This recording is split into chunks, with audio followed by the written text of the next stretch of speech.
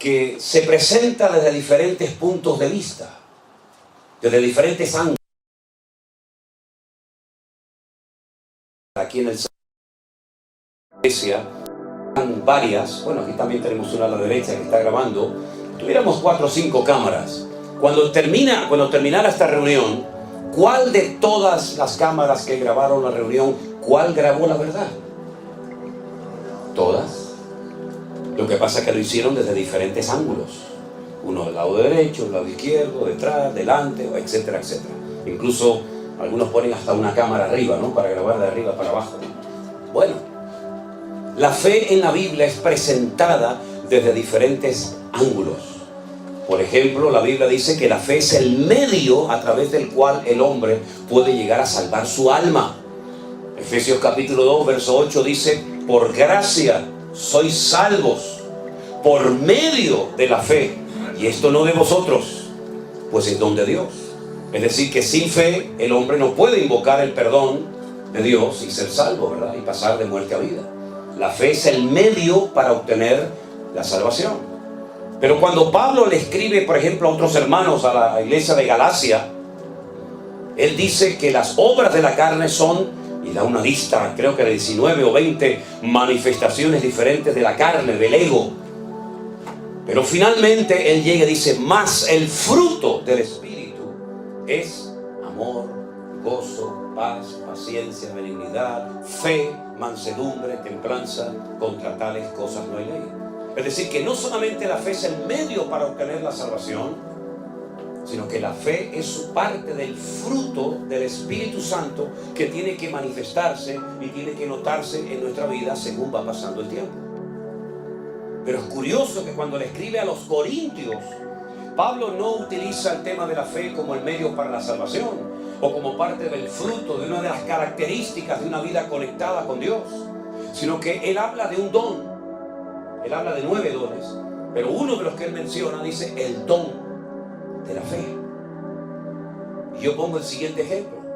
Imagínense los hermanos que se fueron esta mañana a sus respectivos hogares. Bueno, tuvieron que llenar el depósito de su vehículo de gasolina hasta arriba, porque van a viajar muchos kilómetros y van a hacer muchas horas conduciendo. Y no pueden viajar con el depósito en reserva, ¿no? Sino tienen que llenarlo hasta arriba, y probablemente durante el camino tendrán que volver a llenarlo y soltar el dinero. Ahora, si usted quiere ir de aquí a unas cuantas cuadras, tal vez con la poquita gasolina que usted tiene en este momento en su carro, en su coche, usted puede llegar sin ningún problema. Pero si usted quiere emprender un largo viaje, con esa gasolina usted no va a llegar, se va a quedar tirado en el camino. ¿Hasta dónde tú quieres llegar en tu relación con Dios? Tal vez con la fe que tienes puedes llegar de aquí a la esquina y puedes hacer alguna cosita. Pero si tú quieres adentrarte en una auténtica aventura con Dios, no te va a quedar más remedio que llenar el depósito de fe de tu corazón. Porque con la fe que tienes a lo mejor no llegas ni de aquí a la esquina. Ahora vemos en la palabra de Dios que la fe puede crecer, también menguar, y también puede ser contaminada. Pero hablemos de cómo crece la fe, ¿verdad? Porque si la Biblia dice en el versículo 6 que sin fe es imposible agradar a Dios, entonces nos conviene tener mucha fe. ¿No estamos de acuerdo, hermanos? Sin fe es imposible agradar a Dios. Por lo tanto, yo necesito saber cómo puedo tener una buena fe, robusta, firme, madura, para que cuando llegue el momento de la prueba, que llegará, mi fe no me falle y esté en óptimas condiciones. Bueno, analizando la palabra de Dios, uno se da cuenta de que la fe, tarde o temprano, para que crezca, tendrá que ser probada por el fuego, dice Pedro. La fe, aunque es más preciosa que el oro, tendrá que ser probada por el fuego de la prueba. Y entonces ves en la Biblia que prácticamente no hay ni uno de los grandes hombres de Dios que su fe no fue probada en un momento puntual de su vida. Miren, por ejemplo, la vida del patriarca Abraham. Abraham vivía en lo que sería hoy en día aproximadamente Irak, por allí, por el Éufrates, por el Tigris, por Mesopotamia. De repente este hombre recibe un llamado del Dios vivo y verdadero, diciéndole que lo deje todo: tierra, padre, familia, que renuncie a su herencia, porque así ocurría, que lo deje todo y que se adentre al desierto a caminar. Y dice que salió sin saber a dónde iba. Cuando usted salió de su casa, de su ciudad, hace unos días para poder venir a estas reuniones, usted sabía a dónde iba, ¿sí o no? Cuando usted salió esta tarde de su hogar para venir a esta reunión, usted sabía a dónde tenía que venir. Pero si alguien paraba a Abraham por el desierto y le decía, ¿a dónde vas? Abraham no podía dar una respuesta coherente, decía, no lo sé. ¿Cómo puede salir un hombre dejándolo todo atrás y encima no saber a dónde voy? Salió sin saber a dónde iba, dice la palabra. Versículo 8 dice, obedeció para salir al lugar que había de recibir como herencia y salió sin saber a dónde iba. Versículo 9, por la fe habitó como extranjero en la tierra prometida, como en la tierra ajena, morando en tiendas con Isaac y Jacob, coherederos de la misma promesa. Es decir, pasó de una vida de confort, de una vida de estabilidad, con su trabajo, con su familia, etcétera, etcétera, a una vida de nómada. No sé a dónde voy y dejo mi casa, dejo mis patrimonios, dejo todo para vivir en tiendas de campaña, cosa que nunca había hecho. ¿Cuánto tiempo? No lo sabía. ¿A dónde vas? Tampoco lo sabía. Y todo eso lo hizo por fe en el llamado que había recibido de parte de Dios. Porque Dios le había hecho una promesa. Y la promesa consistía en que sería dueño, él y su descendencia, de todo un país. La tierra de Canaán, la tierra de Israel. Y dice aquí, porque además de todo eso, esperaba la ciudad que tiene fundamentos, cuyo arquitecto y constructor es Dios. Ahora díganme ustedes, ¿qué ciudad ha construido y edificado y diseñado Dios? ¿Dónde está esa ciudad que ha construido Dios? Que la ha diseñado hasta el más mínimo detalle. ¿Dónde está esa ciudad? Porque de esa ciudad no se habla nunca en el Antiguo Testamento. No se habla ni en la ley de Moisés, no se habla ni en los salmos, no se habla en ninguna parte. Pero dice aquí, el autor de este capítulo, que Abraham salió, número uno, sin saber a dónde iba, agarrado firmemente a una promesa de heredar algún día una tierra. Vete tú a saber dónde estaba esa tierra.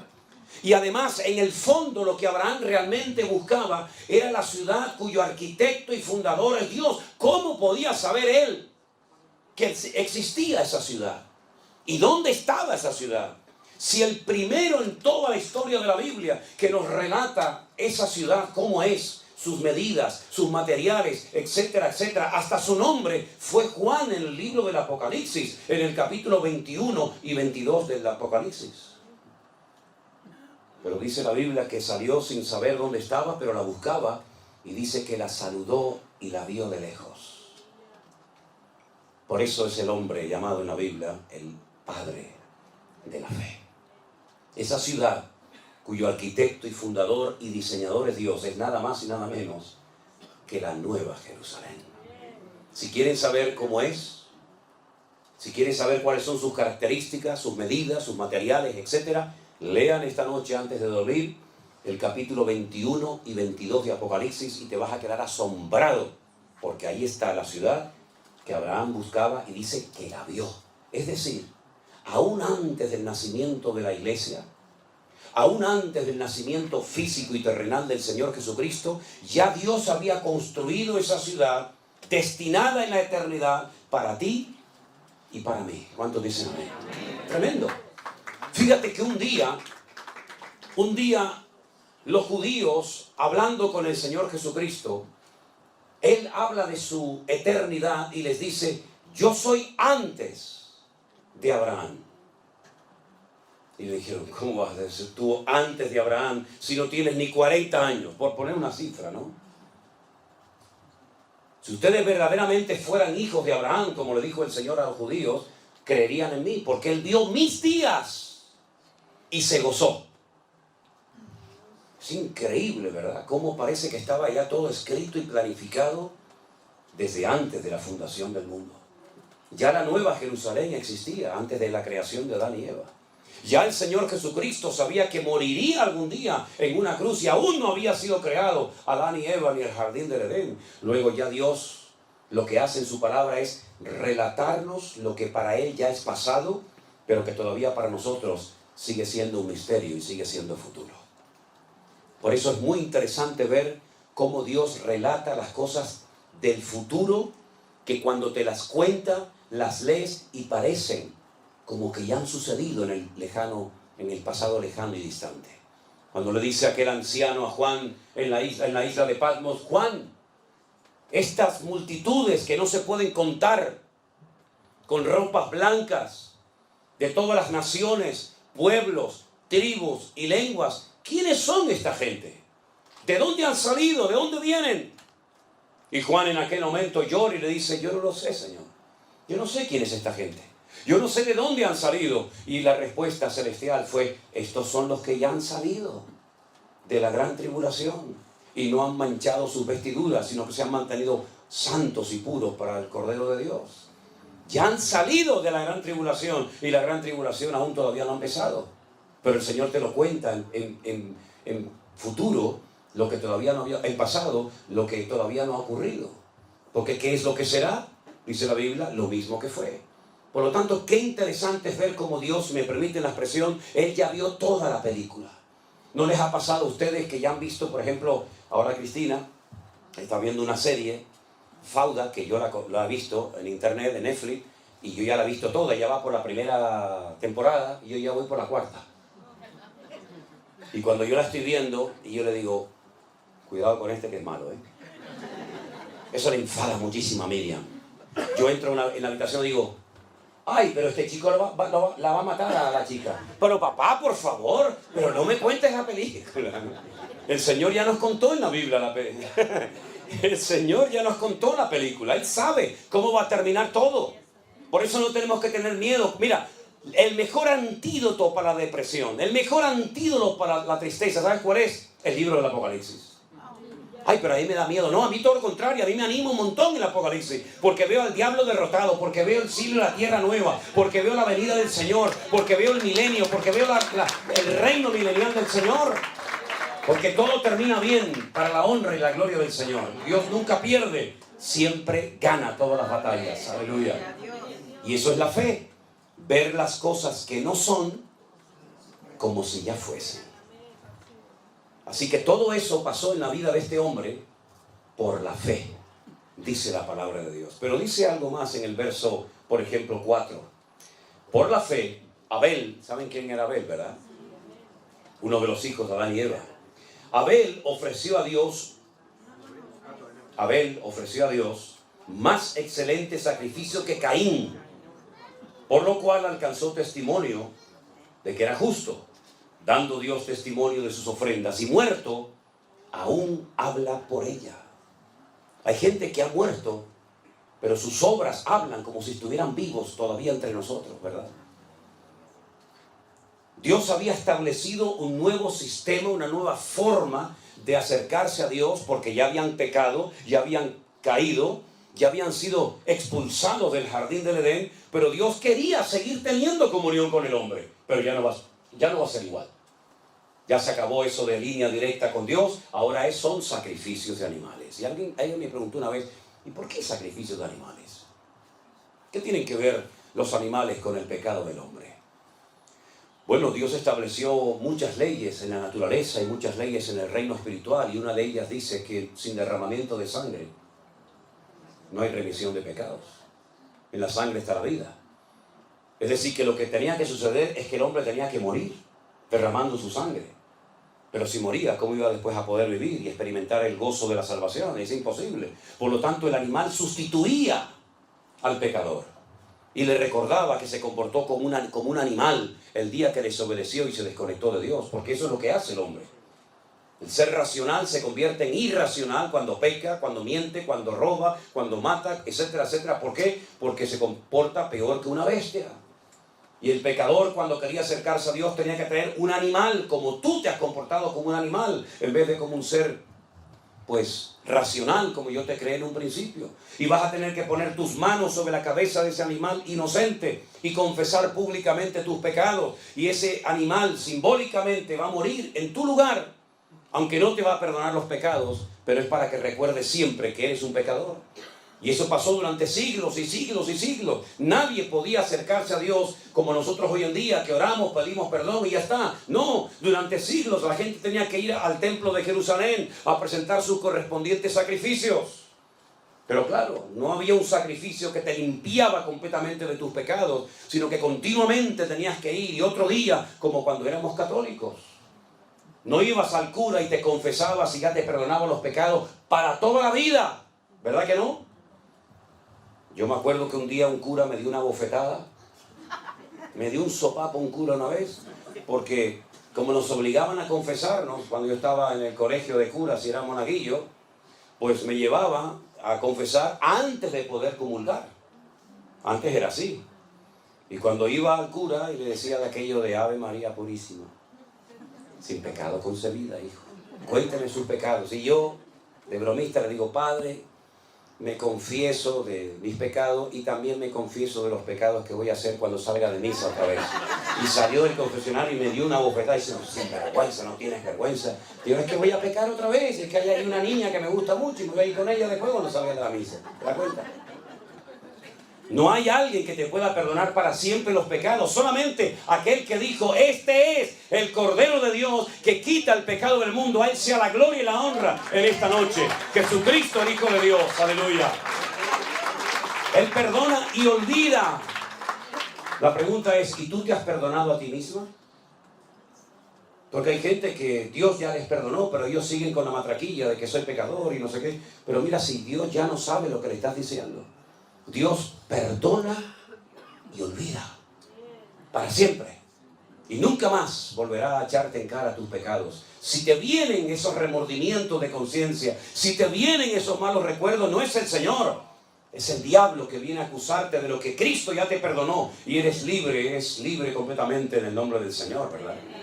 Y entonces cuando Abel sabía que tenía que ir ante la presencia del Señor con un sacrificio de animales, él fue y lo hizo así, porque eso era lo que Dios había enseñado. Pero su hermano Caín no lo hizo, porque era un desobediente, era un rebelde.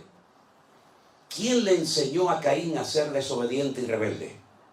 ¿Es que acaso tenemos que darle una clase, un curso intensivo a nuestros hijos para que se porten mal o sean desobedientes?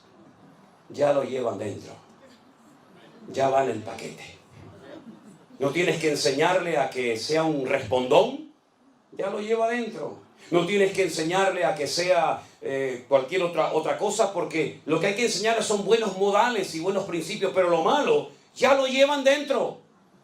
Como dijo aquel, dice, el hombre no es pecador porque peca. No, es al revés. El hombre peca porque es pecador. Y hay algo que nos domina, es algo que nos atrapa, y a menos que tú lleves eso a los pies de Cristo, hay una fuerza interior que aunque digas, no lo voy a hacer más, no lo voy a hacer más, lo vuelves a hacer otra vez y otra vez y otra vez. Y aunque pidas perdón, lo vuelves a hacer otra vez. Porque tú no puedes contra esa fuerza tremenda que destruye países enteros, que destruye iglesias, que destruye ministerios, que destruye familia, que destruye a la raza humana, que es el poder del pecado. Es algo real.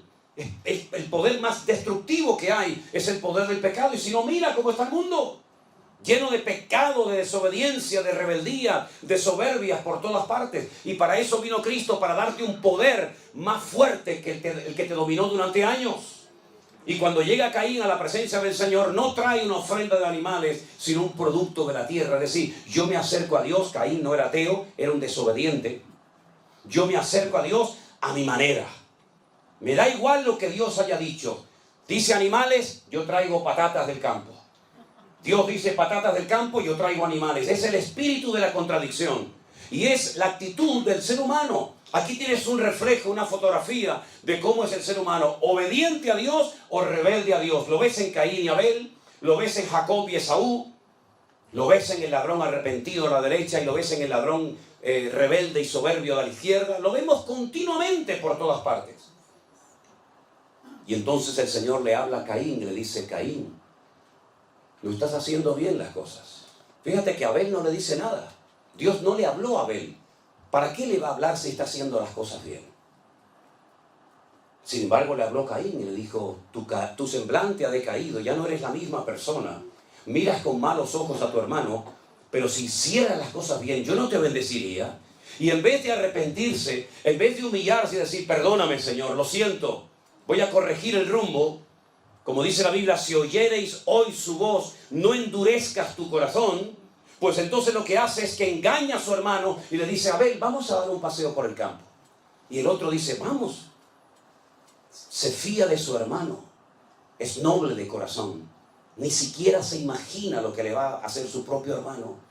Y dice la Biblia que su hermano Caín se levanta contra él y lo mata. El primer asesinato de la historia de la humanidad. Y Dios le vuelve a hablar a Caín y le dice, Caín, ¿dónde está tu hermano Abel? Lo confronta, ¿no? Y Caín le dice, ¿soy yo acaso guarda de mi hermano? Como diciendo, yo qué sé dónde está mi hermano. Y le dice el Señor algo tremendo, y le dice, la voz de la sangre de tu hermano Abel ha llegado hasta mi presencia. Aunque lo quieras ocultar, esa sangre inocente que ha sido derramada por tu mano ha llegado a mi presencia clamando por justicia. Y Dios maldice a Caín, y sabemos lo que pasó con Caín. Fue un ser errante, ¿verdad? Sin arraigo en ninguna parte del mundo, con una insatisfacción como le pasa a la gente hoy en día, que nada les llena. Se emborrachan, se drogan, van a fiestas, van a casinos, viajan, se casan, se divorcian, se juntan con una, se juntan con otra, se meten en una secta, salen de una secta, se meten en otra, tienen dinero, pierden el dinero, vuelven a ganar dinero, y hay una constante insatisfacción en su vida y nada les llena. Es como un hueco que nunca se termina de llenar, porque cuando una persona es desobediente y arrogante y le da las espaldas a Dios, nunca te sentirás feliz ni en paz en esta vida. Es el espíritu de Caín, el espíritu errático, el espíritu que cuando está aquí quiere estar allá, cuando está allá quiere estar aquí, cuando hace frío dice, ay, a ver si viene el calor y quiere estar el frío, cuando está navegando en alta mar quiere llegar a tierra, cuando está a tierra quiere volver a alta mar, cuando es de día anhela la noche, cuando es de noche anhela de día. Es una constante insatisfacción, y esa es la característica típica del que está fuera de la voluntad de Dios. Sin embargo, el que está en la voluntad de Dios le da igual si hace frío o calor, le da igual si le aplauden o le critican, le da igual si tienes que predicar a unas sillas vacías o a un auditorio de miles de personas. ¿Sabes por qué? Porque ya el vacío lo llenó el Señor Jesucristo, nuestro amado y bendito Señor. Aleluya. Es así, hermano, es así. ¿Y por qué Abel fue obediente? Porque dice que lo hizo por fe, porque la fe nos ayuda a ser obedientes y la rebeldía nos ayuda a ser gente desobediente. Tú tienes que elegir en esta noche qué tipo de vida, qué modelo de vida tú vas a vivir. Y otra cosa, para los que son padres y madres, lo que tú elijas, el camino de la obediencia, el camino del sometimiento al Señor, o el camino de la desobediencia y dándole las espaldas a Dios, quieras o no quieras, te pongas como te pongas, se lo vas a transmitir a tus hijos. Así que ándate con ojo. Porque no solamente los seres humanos tenemos la capacidad de transmitir nuestra genética a nuestros hijos, sino también hay una influencia espiritual sobre nuestros hijos que se transmite aunque no creas en ello. Por eso es muy importante que tú no solamente analices tus palabras, sino tu actitud. Porque puedes decir todo lo que tú quieras y puedes gritar y puedes hacerte el macho y puedes hacerte lo que tú quieras. Pero si tu vida por dentro no es igual que lo que parece ser por fuera, tú vas a transmitir tu rebeldía, tu amor al Señor, tu pasión por la obra del Señor o tu rechazo al Señor y a su palabra. Lo vas a transmitir quieras o no quieras. O es que no hemos leído en la Biblia que dice, tal la madre, tal la hija. Vemos un niño pequeño y decimos, ¿cómo se parece a su padre? Es igualito, igual de terco, de cabezón que el padre o que la madre.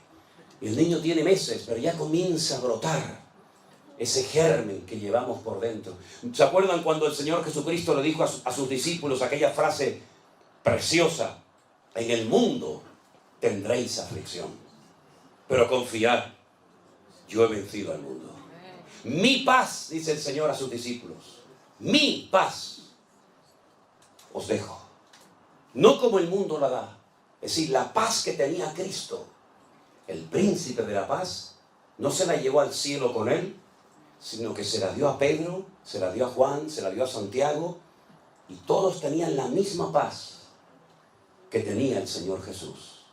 Pasa el tiempo, ya tienen en su corazón la paz de Cristo, y ahora el Señor reúne a sus discípulos y les dice: quiero mandarles de 2 en 2 a todos los lugares, aldeas, pueblos y ciudades donde yo voy a ir a llevar la palabra. Cuando lleguen a una casa, si no os reciben, si no os dan hospitalidad como era en la época, lo que se tenía que hacer, vuestra paz volverá a vosotros. Pero si en una casa os dan hospedaje, os dan comida, os tratan bien, etcétera, etcétera, vuestra paz reposará sobre esa casa. Es decir, ya ellos podían transmitir la misma paz que el Señor Jesucristo les dio, porque recibían de Cristo y de ellos podían dar a los demás.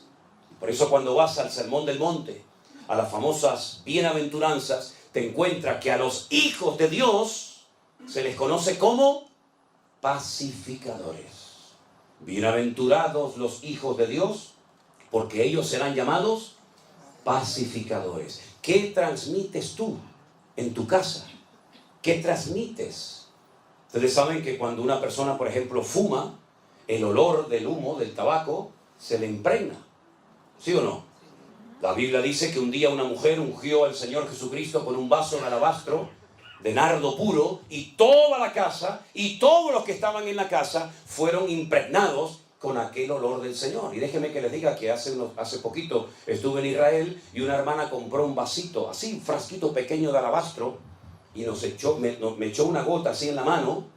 Oye, y huele algo increíble. ¿Cómo sería un vaso de alabastro de nardo puro, verdad? Tremendo, ¿no? Así que, amados hermanos, ¿qué es lo que transmitimos a los demás? Cuando llegas a un lugar, transmites confianza, transmites fe, transmites optimismo, transmites la presencia de Dios. ¿O qué transmites? La Biblia dice que el Señor tomó del espíritu de Moisés y se lo puso a los 70 ancianos que iban a dirigir y a llevar el pueblo, la carga del pueblo de Israel, juntamente con él. ¿Qué transmites tú cuando hablas? ¿Qué transmites tú como persona, como hombre? Si yo me marcho esta noche de aquí y yo hago así, y yo me voy, si la policía viniera dentro de un rato o dentro de unos días a este lugar y examinaran estas huellas digitales, sabrían que yo estuve aquí. Porque estas huellas digitales no las tiene nadie en el mundo. Son únicas. Nadie, jamás en la historia de la humanidad, tuvo estas huellas digitales, ni las tendrá en el futuro nadie, exactamente igual que las de ustedes. Vamos dejando nuestra marca por todas partes. Nuestra marca física y nuestra marca espiritual. Por eso cuando Pedro dijo: yo no le conozco, yo no sé quién es ese hombre, yo no quiero saber nada, yo no soy uno de sus discípulos, uno de los argumentos que esgrimió aquella jovencita fue el siguiente: tú hablas como él. Aunque lo quieras negar, aunque lo quieras ocultar, tú también eres uno de sus discípulos, porque hablas igual que él. ¿Cuántos dicen amén? Amén. Por eso, qué importante, amados hermanos, es que nosotros le pidamos al Señor poder transmitir la presencia y la gloria del Señor a todas partes donde vayamos. A veces lo conseguimos, a veces no, pero ten presente que a donde quiera que vayas, tú vas a transmitir lo que llevas por dentro, lo bueno y lo malo. Hay un refrán que seguramente ustedes lo conocen que dice: el que a buen árbol se arrima, buena sombra le cobija. ¿Lo conocen, verdad? Yo se lo voy a decir bíblicamente porque soy más espiritual. Dice Proverbios: el que anda con sabios, sabio será. Es decir, que si quieres recibir bendición de Dios, júntate con gente que te transmita cosas de Dios y no con gente que te robe lo poquito que tiene de Dios en tu vida. Eso es lo que dice la palabra. El capítulo es una maravilla. El capítulo habla de hombres y también, por supuesto, de mujeres. Dice la Biblia que Sara, la esposa de Abraham, era una mujer estéril y ya muy mayor, ya avanzada en edad, y no podía tener hijos. Pero dice la Biblia en el verso 11: por la fe, otra vez, por la fe, siempre todo es por la fe, Sara, siendo estéril, recibió fuerzas para concebir y dar a luz aún fuera del tiempo de la edad. ¿Por qué? Porque creyó que era fiel quien se lo había prometido. Humanamente hablando, era imposible que esa mujer quedara embarazada. Era muy mayor, era estéril, y nunca antes de ella hay un registro histórico de una mujer que fuera sanada de esterilidad. Ella no podía mirar atrás y decir, es que ya el Señor sanó a esta y sanó a aquella. No, no había nada. No había ningún punto de referencia. Ella iba a ser la primera mujer en la historia de la humanidad sanada de esterilidad. Y dice que como le creyó a Dios, recibió fuerzas y quedó embarazada. Hubo un momento en su vida, después de 30 años de esperar el hijo de la promesa y no venir, que le propuso a su marido Abraham, un hombre muy obediente, que tuviera relaciones con su criada Agar. Y fue la ruina de Abraham y del mundo entero. Porque cuántos problemas, cuántas guerras, cuántas muertes se podían haber evitado si Abraham hubiera esperado y no hubiera mantenido relaciones con aquella muchacha de origen egipcio. Fue tan terrible la convivencia, fue tan terrible el ambiente en el hogar, que dice la palabra de Dios que el Señor le dijo a Abraham, échala a ella y echa al hijo de ella, porque no puede heredar el hijo de la esclava con el hijo de la libre. Y estoy hablando de Agar y de Ismael, el padre de todas las naciones árabes. Que cuando la Biblia habla de él, porque Abraham lógicamente lo amaba porque era su hijo, de momento era el único que tenía, la palabra en hebreo, el término que emplea será un Pere Adán, no un Adán Pere, sino un Pere Adán. Pere significa en hebreo salvaje, indomable, y Adán significa hombre.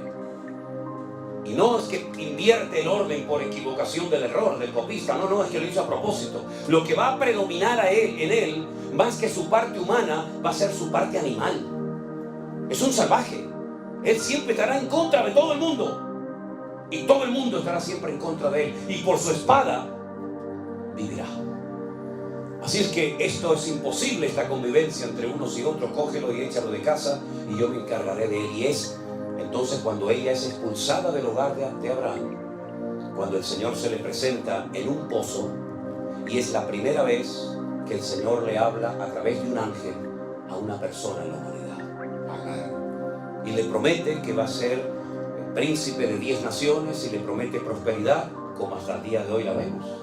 Naciones que cuando vas, tú dices, pero esta gente ¿qué tiene? Si no tienen ni un árbol. No tienen nada más que arena, arena, arena y nada más que arena. Sí, pero escarba un poquito debajo de la arena y vas a ver la bendición de Abraham. Vas a ver cómo son capaces de vivir en lugares donde hay 60, 70 grados de temperatura en Celsius, pero son capaces de poner al mundo de rodillas.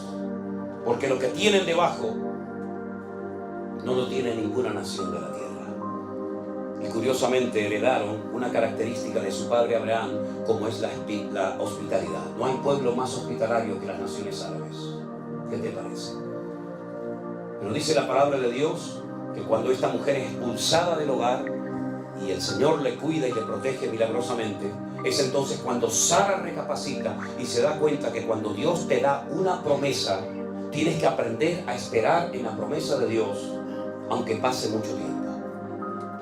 Porque Dios, cuando te promete algo, a veces te da una indicación de cuándo vas a ver el cumplimiento de dicha promesa que has recibido. Pero en la inmensa mayoría de los casos, incluso en la Biblia, cuando Dios le da una promesa a alguien, no le dice cómo se va a cumplir o cuándo, sino que da la promesa, lanza la promesa y entonces entra en juego la fe. Porque por la fe te sostienes en esa promesa y te das cuenta de que es mejor no hacer nada que intentar ayudar a Dios y estropear el plan y el propósito de Dios para tu vida.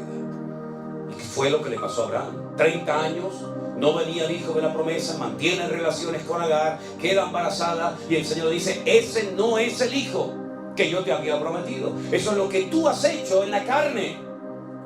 Y a veces en la carne has hecho algo que te ha salido aparentemente bien, pero a la larga te pasa la factura. Una noche de placer te puede arruinar un matrimonio de 40 años. Una noche loca te puede arruinar toda una vida. Eso fue lo que le pasó a Abraham. Se dio cuenta de que Dios no necesita ayuda para cumplir con sus promesas. Hay casi 8,000 y pico de promesas en la Biblia. Y aquí lo que juega es el factor de la fe. Yo creo que lo que Dios me ha prometido se va a cumplir. Tal vez no será hoy, no será mañana, pero lo que Dios me ha prometido se va a cumplir. Porque todas las promesas del Señor en su palabra son sí y amén en Cristo Jesús, Señor nuestro. Por lo tanto, ¿qué hago? ¿Cuál es la actitud correcta? ¿Cuál es la actitud de un cristiano maduro? Encomienda al Señor tu camino, confía en Él y Él hará cuando lo crea conveniente. Y al final vino el hijo de la promesa, vino Isaac. Ahora, fíjense qué curioso. Yo podría, créanme, de este capítulo podría estar hablando semanas y horas enteras, porque es un capítulo increíble. Cada versículo es un sermón. Pero fíjense que Abraham, en un momento de necesidad, desciende a Egipto. Fíjate la expresión. Cuando se va a Jerusalén se dice subir a Jerusalén. Y cuando se va a Egipto se dice descender a Jerusalén. En lo natural y también, como no, en lo espiritual. Abraham descendió a Egipto porque allí era donde había alimentos, donde había recursos, donde había agua, donde había un futuro más esperanzador que en Canaán. Y allí el Señor le habló, lo trató y todos conocemos la historia. Y al final él tiene que huir, tiene que marcharse de Egipto. Cuando su hijo Isaac es grande y vuelve a tener parecidos problemas a los que su padre tuvo, falta de agua, falta de recursos, falta de alimentos, etc. ¿Qué es lo primero que piensa el hijo? En hacer lo mismo que le vio hacer a su padre: descender a Egipto. Pero Dios le dice a Isaac: no vayas a Egipto, no desciendas a Egipto. Pero Señor, yo soy dueño de miles de cabezas de ganado. Donde yo vivo no hay pastos. Donde yo vivo no hay agua, no hay recursos, no hay nada. Voy a terminar perdiéndolo todo. En Egipto está el río Nilo, el río más largo del mundo. Siempre hay agua, siempre hay tierras fértiles. El Señor dice: no vayas a Egipto. Quédate aquí. Y uno dice: ¿dónde le dijo el Señor a Isaac? Quédate aquí, no te muevas. En un lugar llamado Beer-sheba. La palabra Beer en hebreo es pozo. Sheba es el número 7, 7. Beer-sheba, la ciudad de los 7 pozos. Algunos de ellos los había abierto su padre Abraham. Entonces dijo: bueno, pues oraremos para que salga agua de los pozos y vamos a ver qué pasa. Los filisteos venían y le echaban tierra y piedra a los pozos y se los cegaban. Y entonces él se iba a otro lugar y abría un pozo, encontraba agua y los filisteos venían y se lo cerraban. Y entonces seguía hasta que dice que llegó a un lugar llamado Rehobot, que son lugares amplios. Y entonces dice que ese año, en pleno desierto, con muy poca agua, sin recursos humanamente hablando, dice que sembró y cosechó a 100 por 1. Y uno dice: Dios mío, no es el lugar, es la actitud de mi corazón lo que marca la diferencia. No es América, no es Europa, no es África, no es aquí ni allá. Es mi fe en Dios lo que marca la diferencia. Porque puedes estar en un lugar de prosperidad y de bendición y de trabajo, pero está la bendición de Dios sobre tu corazón. Porque el lugar es lo menos importante, hermano, créame. El lugar es lo de menos. Lo importante es tu corazón y tu fe en el Señor. El rey Salomón, el sabio Salomón, llegó a escribir un día un proverbio y dijo: es mejor un bocado seco y en paz, pero con la bendición de Dios, que casa llena de provisión donde no está la bendición del Señor. Sé lo que es dormir muchos días, muchas veces en gasolineras dentro de mi coche, porque no tenía ni para pagar una habitación de un hotel o de un hostal. Sé lo que es viajar en barco y llevarme un trocito de pan mientras los demás iban al comedor a comer. Yo no podía ir. porque no tenía dinero para comprar la comida en el barco. Sé lo que es sentarme a la mesa, sin comida, con los platos vacíos, y orar: Señor, gracias por estos alimentos que tú me has provisto para hoy. Y hemos aprendido algo en todos estos años. Y es que cuando uno pone su confianza en el Señor, no importa la cantidad, lo que importa es que te agarres al Señor y seas capaz de creerle a Dios. Y ese día, cuando en un pueblecito de España llamado Medina de Pomar, provincia de Burgos, nos sentamos Elena y yo, porque en aquellos tiempos nuestras hijas no habían nacido, oramos con los platos vacíos y le dimos gracias al Señor por los alimentos. Al ratito, mientras conversábamos, alguien tocó a la puerta de nuestra casa y nos trajo un dinero, sin saber ella nada, porque venía de otro lugar, con una cantidad de dinero que nos sirvió para comprar comida ese día.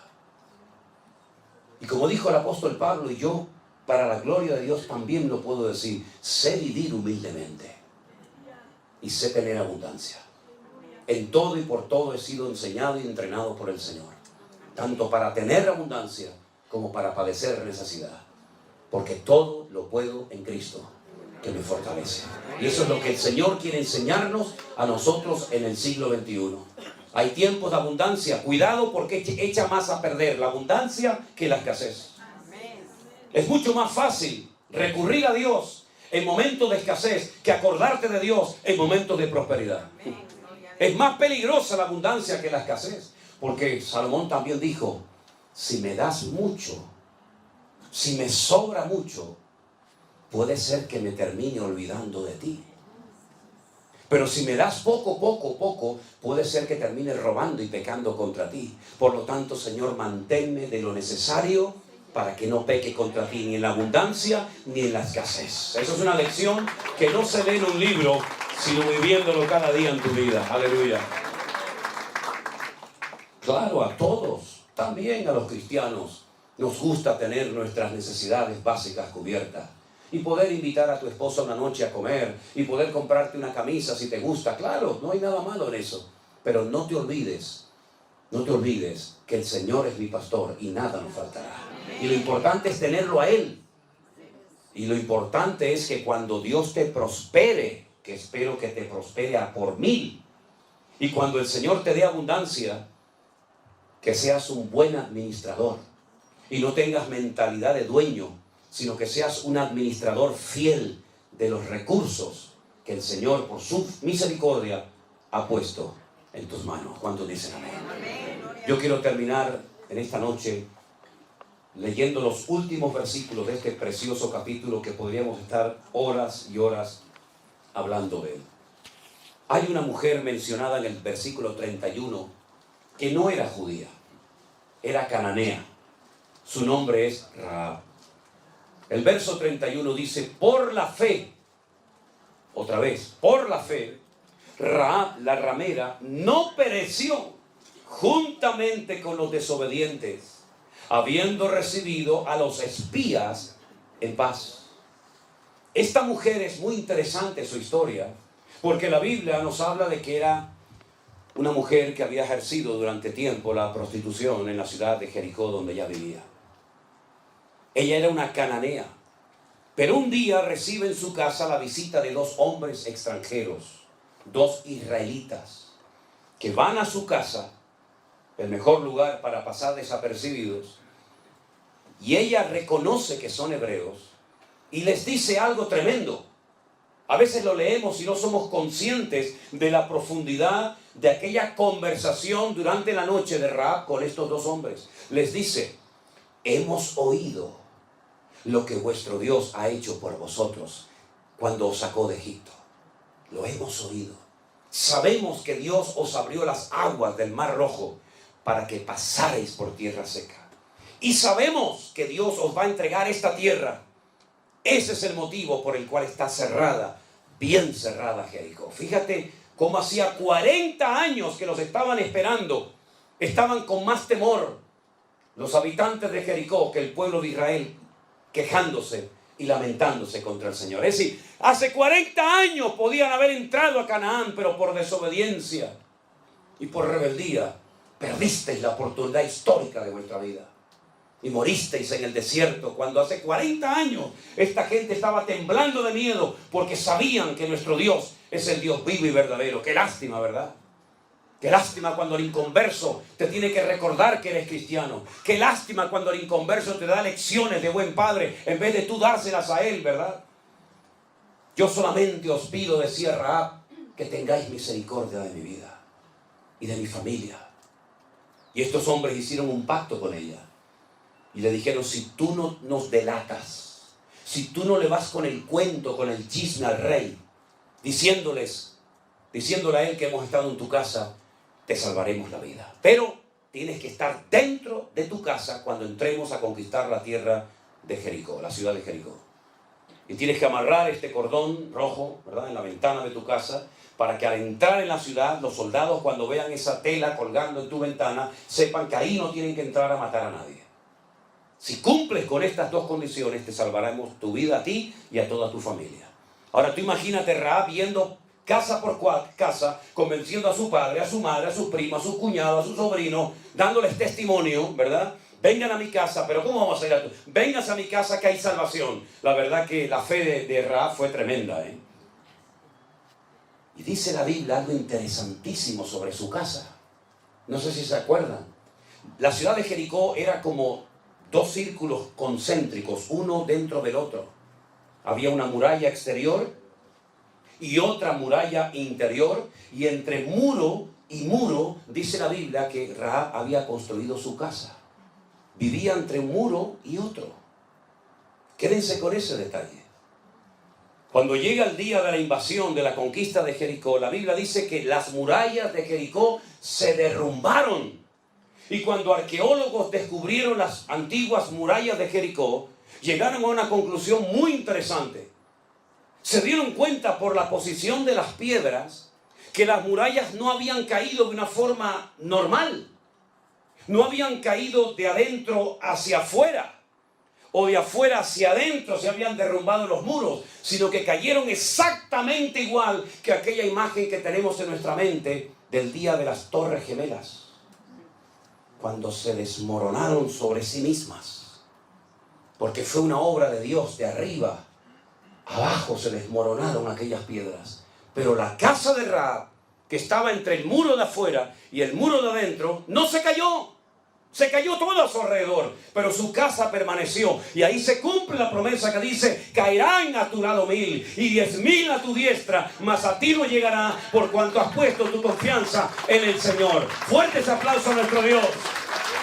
Eso es lo que hace Dios. Te protege, te cuida de noche y de día.